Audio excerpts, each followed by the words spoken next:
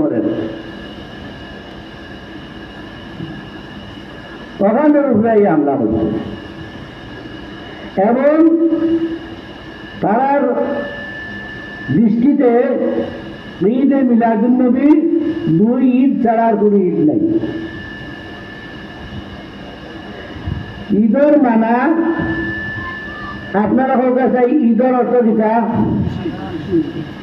আনন্দ উদযাপন করা।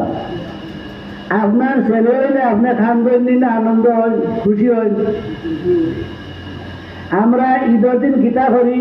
বালা বালা কাপড় পিন্দিয়া আর ঈদ উপলক্ষে আমরা বলতে আমার দয়াল নবী রহমতুল্লিল আলামিন দে, আল্লাহ রব্বুল আলামিন দে দান করছেন। ঈদুল ফিতর, ঈদুল আজহা এবং জুমা দিন ঈদের দিন এগুলা দান করা হয়েছে এবং সাথে নমাজ লাগিয়ে দেওয়া হয়েছে। রসুলে একজনে আমার প্রশ্ন করছে, আজকে তো ঈদের দিন। বলে ঈদের দিন। বলে ঈদের দিন তো রোজা রাখেন না? বলে না। বলে তো আজকে তো রোজা রাখার হুকুম আছে। রসুলে পাক সাল্লাল্লাহু আলাইহি সাল্লামের কিছু খাস আছে, তার লাগে খাস, উম্মতের লাগে খাস নাই।